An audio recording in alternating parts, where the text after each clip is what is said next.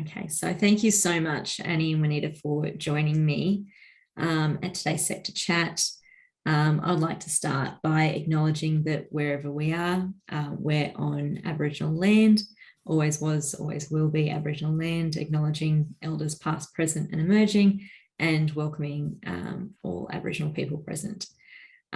So today we have we're really fortunate to have Annie and Wanita speaking today about safety planning.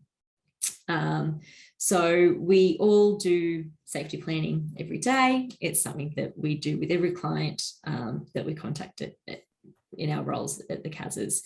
But obviously there's some additional barriers and concerns, both when we're talking about Aboriginal clients and we're talking about our culturally and linguistically diverse clients. So I'm really excited to today hear from both Wanita and Annie in their particular roles about what challenges they might come up against and what some of the tips and tricks are that they have to kind of deal with some of those challenges to assist clients in the best way that we can. So I might just kick off with Wanita, who is the wonderful Aboriginal Specialist Worker out at Western WDVCAS and has been out there for 4 years. And I might throw straight over to you, Wanita, to have a chat about some of the additional factors that you consider and the challenges with resourcing and safety planning with Aboriginal clients, particularly out in remote regional and rural areas. Okay, hello. Yeah, so like, especially being out in the West, we come across a lot of Aboriginal clients in smaller communities. And some of the challenges we have is just being so remote, access to services, and, you know, transport's a big thing, housing, and just some of the challenges that some of the Aboriginal women find in their own communities is, you know, it's really sometimes hard to engage because they've got a bit of a distrust with services where they might know people outside of their roles and workplaces, could be family members of the defendant, and they don't want to engage because they're, you know, and there might be shame, or, you know, like there might be issues around retribution against the client. Like, you know, like sometimes his family members might be working with the service, and so she doesn't feel comfortable going there in case they go and they don't treat her properly, or they go and tell the family what's happening. The confidentiality is a bit of an issue in smaller communities as well. And I find, like,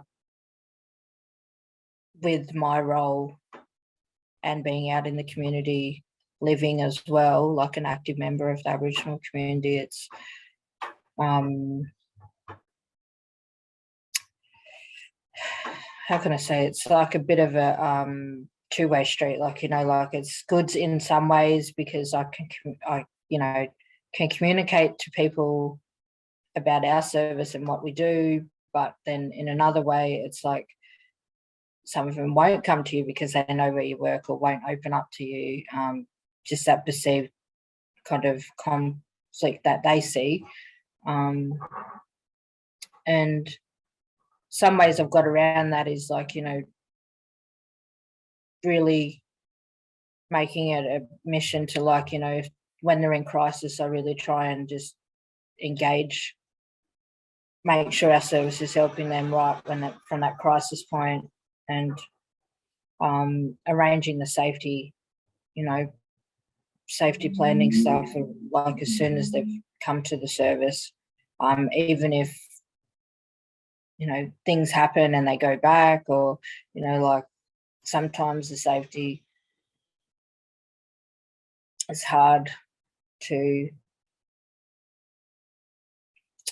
you know, like thinking right outside the box, because sometimes a lot of Aboriginal people don't report to police, so the police are already not, you know, engaged or, you know, thinking that, you know, there's cases of racism where there, you know, there's a, you know, kind of thing instilled with police and Aboriginal people. So it's like they're not our first point of call.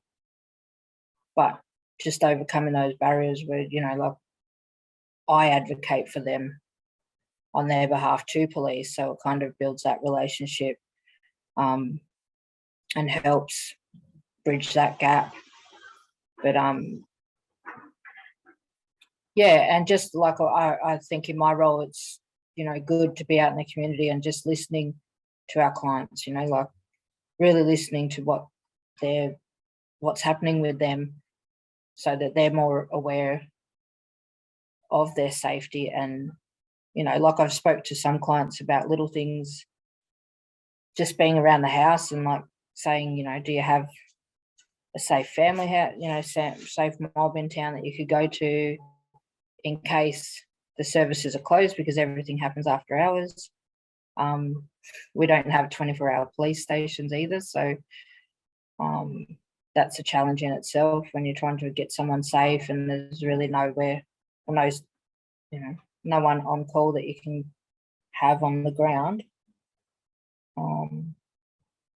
Yeah, and I think just like, you know, sometimes, well, most of the time I would say that clients are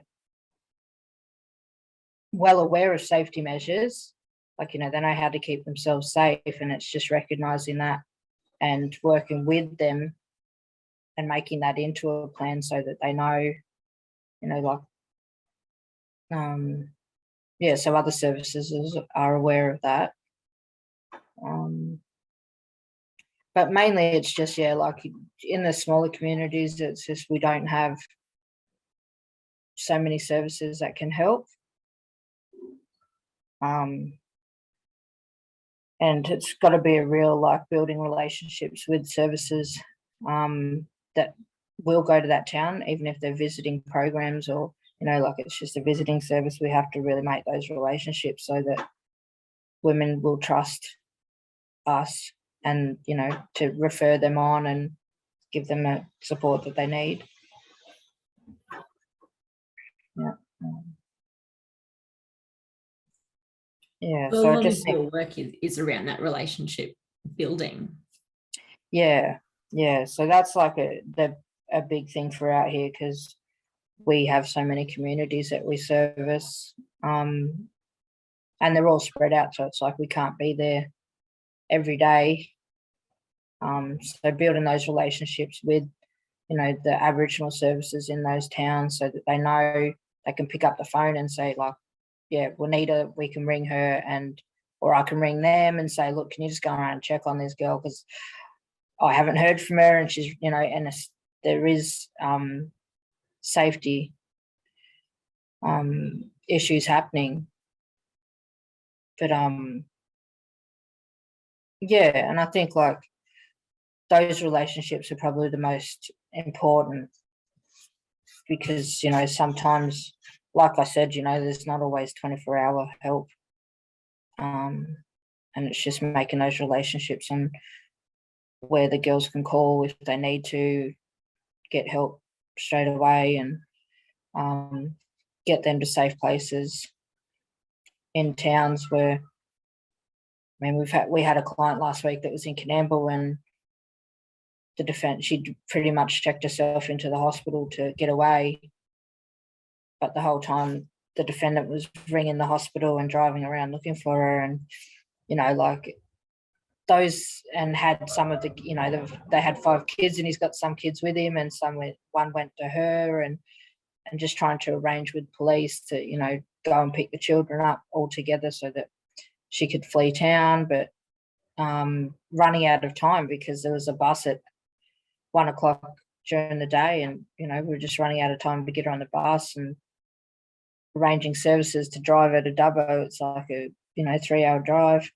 to get her here just to get her safe. And those kind of logistics are really hard when you're remote and trying to, like we were in Dubbo trying to organise it in Canamble, and it just got really hectic. And even like the motels in Canamble, there's like 3, and everyone knows which one the TAs at, like, you know, everyone knows which one's this. And so it was really hard to try and even organise a motel for her, and the owners of the motel knew her, but, you know, knew her and the defendant, and it was just really hard to try and put him at ease as well, to say, look, we know the issues, like, you know, we know that there's been a lot of DV and he's quite aggressive, like, because he was actually scared. He was like, the motel manager was like, I really don't want her to stay here. I don't know them personally, but I know them around town. I've seen them. And it was just like, we had to really advocate to say, look, we're trying our hardest to get her out, but, you know, and organise with police to go and have those conversations so that she did have somewhere to stay for the night. Which, yeah, like, that's not unheard of. We've had other clients, you know, and there's no safe houses in these small communities. You know, if there is a safe house, everyone knows where that is. And most of the times it's next door to family members or even defendants. There was a place in Burke where we used to take girls and to a refuge, but across the road was the dry out centre for the men, the males. So, like, the police would go and they'd go to an incident and say, oh, well, the male can go there for the night and she can go to the refuge, which was across the road. So it was like really counterproductive when you think, you know, like, how you're meant to keep them safe. But I think, you know, just building the trust and relationships around our services and really engaging our clients to make sure that we're doing the right thing by them and make it a, you know, kind of supportive, make sure that they know, you know, like, I work over and above to try and, you know, make sure that they're culturally safe, and our service is always open for that, and to make sure that, you know, they're being treated respectfully. And just thinking of, you know, like, there's a lot of issues around government services, even services around Aboriginal people, and it's like we need to, you know, kind of overcome those barriers to make sure that our clients feel supported and heard and looked after. Yeah, that's amazing. Thank you so much for all of that insight. When some of those challenges are obviously really different to what's faced in Metro Sydney. You know, the condition of anonymity is a lot easier in the middle of Sydney, where you can sort of jump over a suburb and it's quite easy to disappear a lot of the time. But it sounds like that's near impossible in some of the areas that you're dealing with. So those relationships are just so imperative, and a lot of that relationship building sounds really tenuous. And like, it's on tenterhooks a lot of the time, and requires that sort of constant work. So that's really interesting to hear, and sort of some really great advice around, and certainly that other CASs can use in terms of establishing those relationships, whether with the same difficulty or not of those regional towns, with local services and local Indigenous services, and making sure that those relationships and that trust is there, and that cultural safety. So that's really awesome. Thank you so much for sharing all of that. And another group that has a whole other set of difficulties and challenges and additional barriers is, of course, our culturally and linguistically diverse population. And we have Annie from Burwood WDVCAS, who has been working for the CAS for 6 years. And she's here to speak to those communities as Multicultural Focus Worker. Thank you for having me, Bridget, and hello, everyone. So I can only share what I experienced around our area. So I believe that, you know, you guys have, maybe some other people have more other kind of expertise as well. So I think in terms of safety planning for the culturally and linguistically diverse group clients, first thing we need to, before talking about a safety plan, we need to understand their barriers first. the most the most outstanding one, obvious one will be languages, which is a lot of time the perpetrator you use that as the control. Especially those if our clients, our female clients, they cannot speak English, they will use that as control in terms of they will not call police because it's too hard for them. And actually some of my clients didn't even think about it because it's actually just difficult, when even if they know the number, they don't know how to start. Even though they attend to police station, they don't know how to even start a conversation in English. So the language barrier is definitely a big one. And a lot of time when we talk about language, we always think about verbal, but actually it's more than verbal as well. Sometimes different cultural, they have different kind of body language that is part of the language as well.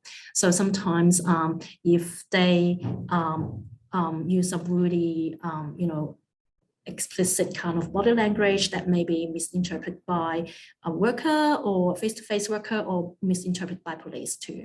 So I think, sometimes the police, I did have a client a couple of years ago, because of her body language, she's what we believe as a primary victim because of, she's really anxious at that time and stressed at that time when police attend to her home. She's actually, there's a cross applications like and AVO against herself too. So I think this is also something that maybe a CARD worker like multicultural focus worker like myself, that maybe we can actually advocate or assist the clients that look, maybe you can communicate with the police in a different way, or maybe before you present to police or make a statement to police, calm yourself down, make a list, or talk to someone you can trust first before you go to police, or even you can call us. So to sort of more or less take away the anxiety first, as well as take away some of your, trying to attune your body languages, because I find it is sometimes there a lot of misunderstanding of clients' body language when they're trying to describe what happened, which is very stressful to them. Yeah. So another, and also from different culture, like Asian cultures, that maybe they have in the past, not Asian, but actually depend, because each individual have, we cannot have the same safety plan for everyone. Even for English speaking background, even for, it's just every client have their unique kind of situations and should have their own unique kind of safety plan. Not one fits all safety plan. So, but the core client, the culturally, linguistically diverse client, they will have adding on, more extra layer of difficulties. The culturally, how they, their interaction with police before in the home country, which is also a part of consideration as well. And also if our client is actually holding, it's not, if they are not PR or citizenship, if they're holding a temporary visa, this is another extra barriers when we're trying to get them into refuge, or when we're trying to get them for some financial support. And also the visa thing is also another control by the perpetrator if they are the sponsors of the visa, which we see a lot as well, that a lot of time clients would not want to call anyone at all, not even our service, just in case they are fear of being deported back to their home country. And other kind of barrier is their family value and belief, that those clients who have kids, they have this value and believe that I want a whole family for my kids. I want my kids to have a father and a mother. So this family dynamic is also the value, the belief that they believe a family should always make up with one, a father and one mother for my kids. That's a healthy family. So that is also challenges for us as a worker to trying to describe or hopefully make sense to them that, what healthy family is, and what is also put in front of healthy is safety for the kids and herself too. So they need to understand safety come first. Before if no safety, there's no health. And also if clients doesn't have kids, they also have, sometimes shame that they have to, tell the family that I divorced, or I live in the, I've been beaten up, or my marriage just failed. So some clients, they cannot take into the failed kind of concept that I'm failed in my marriage. No one want me anymore. So these kind of things, us as a worker, we can only provide practical support, but these things we can actually tell the clients, looks like that maybe talking to a counselor can also give you some emotional support and, to help to make sense with what you currently believe, like what leads to your belief and what leads to your value and what is not helping and serve you now in this situation.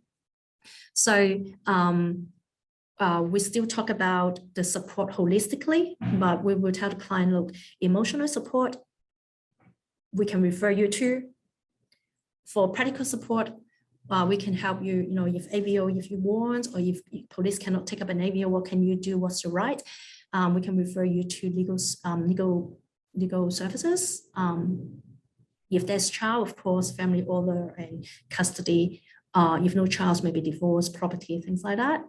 And also sometimes I find it the most difficult one is when clients as defendants and they cannot speak English at all.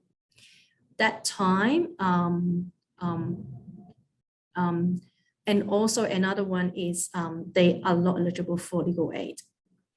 So that is the most challenging time. And if they've been charged with crimes, if they have charges, legal aid cannot represent them. So the DV unit cannot represent them.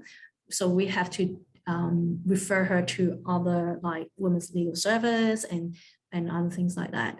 So, but again, what we trying to tell these clients who cannot speak or whose English is not her primary and mother language, and actually she's also in a different country, which may still experiencing culture shock, that look, you are not alone. And it's okay here in Sydney, Australian Sydney, because we are so multicultural, it's a multicultural country, and trying to help her to, make sense of it is common for different, like even for police or our service to be able to talk to you via an interpreter. It is very common. So, and also also tell her that the client that even she go to police stations, she can also use her phone. That's an app, that's a function called Google Translate. So a lot of clients, I realized that they forgot when the situation is really stressful and she's really anxious. They forgot what she can do and what her she has been how she's been doing with similar situation before. So this is sometimes just need to remind them because they actually know. But through the reminding, they actually can reconnect back with who they were before, like with the strength that they have before. So which is also, I find it is a positive and constructive way to remind them, hey, how do you deal with this situation when, back then? And some clients say, oh, yes, I remember I used to do this and that. Oh, I remember, yes, I used Google Translate before. It's not a new thing to me. So if this is not a new thing, I'm not anxious because I used that before. So that kind of peace of mind, it's also important as well for that particular moment. The visa, and also economically, they're not allowed to go to work, even though they are allowed to go to work legally, but they are not allowed to go to work because of the perpetrator. You have to stay here. I don't have anyone. You need to stay at home looking after my kids. That's it. And you are not allowed to go to learn English. This is a no, because you don't have time, we don't have money, and you just need to stay here. You don't need to learn English. There are clients I experienced with, that's what she told me. They told me as well. My husband doesn't allow me to go out to learn English. Most difficult time was back last year and 2 years ago during the COVID isolation time.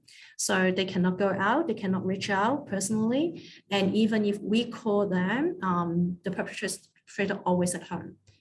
And even if we use interpreter, she said, no, I can't, husband home. So that is the time that we were struggling a bit. The safety plan around that time is a bit more tricky too. But hopefully when, now the COVID restrictions, released, hopefully, actually we can do a lot more things. For example, safe phone. So go to safety plan. One of the things is the timing.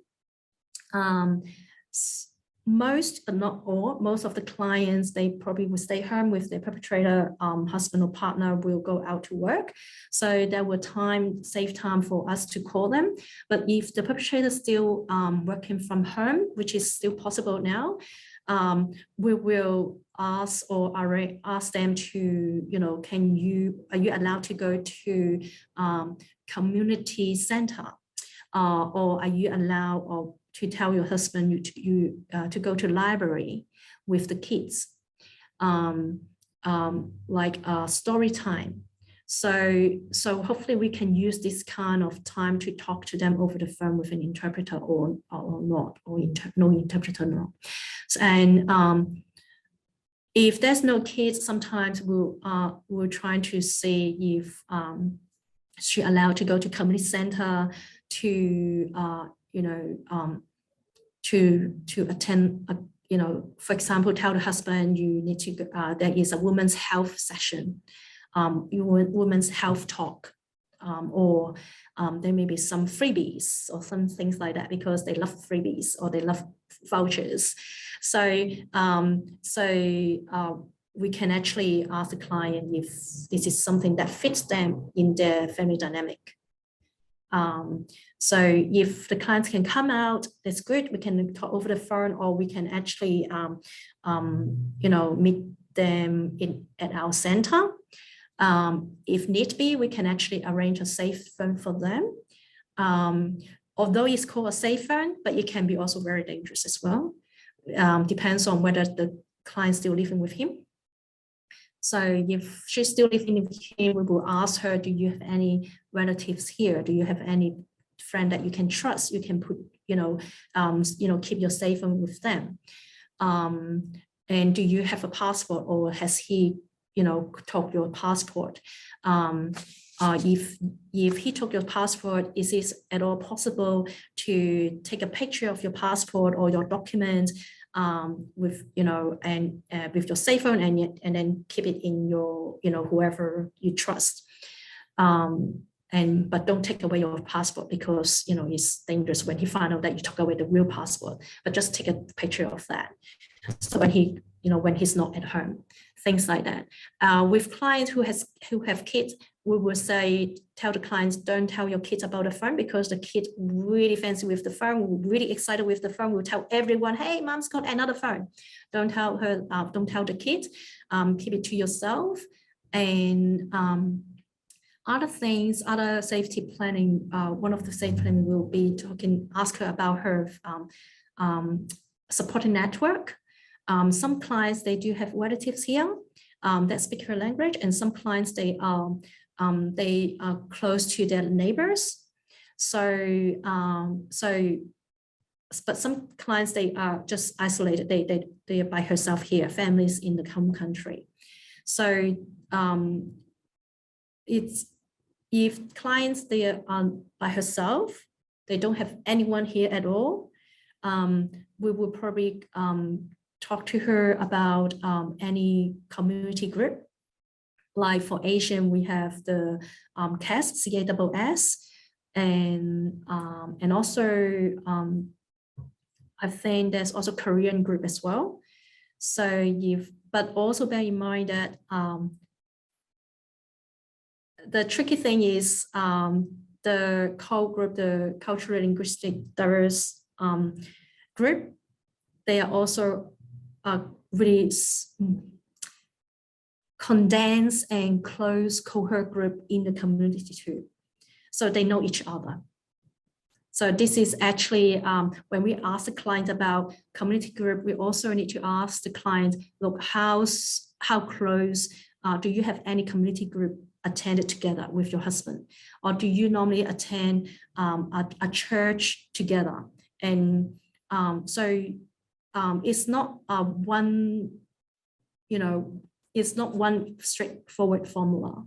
Even though, yeah, let's put her to community group because they speak their language. But sometimes this is actually making more dangerous for the client, because if one of the community members say, hey, do you know your wife asked me about this and that, that's actually put her more dangerous.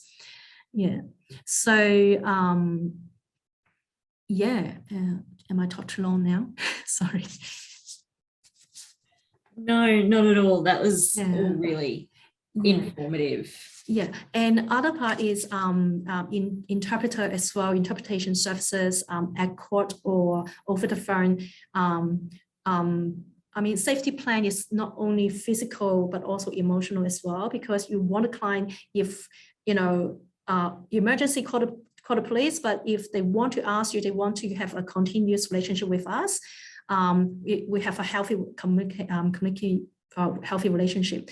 So interpreter services, what I found challenges in the past is some interpreters, they got triggered while they trying to assist us, and some interpreters got triggered and have different reactions. Some may be like talk a bit louder back to the client. I won't say yell, but a little bit loud, even though I don't know what's that, but you can tell the tone. Some interpreter may talk really, really fast, and you can tell because at the beginning is that kind of speed, and then at last she actually, you can feel her like loud and fast. When I say she, I normally will only use a female interpreter. So I think to get an interpreter, as one of this, service provided to clients, I say, look, I'm going to have an interpreter, and what my requirement for interpreter is, look, when I get hold with the interpreter, I say, look, this is going to be about domestic violence, and this is probably will more than 20 minutes if you have time, or if you don't, I can actually, connect to another interpreters. But the main thing is it cannot be, just disturbed, like drop off in the middle, because it is about crisis, it is about emergencies and DV. And so make sure that the interpreter knows beforehand that she will probably have to assess me for 20 to 30 minutes, because we have to ask all these safety questions, go through this safety assessment, risk assessment. Yeah. So trauma-informed interpreter is something that I always want to see, is somehow we can actually nationalize, we can have a trauma-informed interpreter that will be a really good things for the client. Yeah. And also safe phone. Safe phone for CULT clients also can be challenging, because it's about e-safety. When they go to the website to look up about how can we use electronic device safely, it's all in English. They don't have other multi-language yet. Although this is a very important website, but I think it would be good if they have in the future can translate into Chinese, other languages. So for safety, e-safety, how they can use electronic device safely, it would be good to explain to them as part of the safety planning. Saying that if you're going to text me, is your husband able or your partner able to hack your phone? What I mean able, what does he do? What is he technical support? Does he work in a telecommunication services, or how tech savvy he is, basically? And yes, some kind of these questions can actually help me to plan a better safety planning. Yeah. Thank you so much for all of that, Thank you, Annie.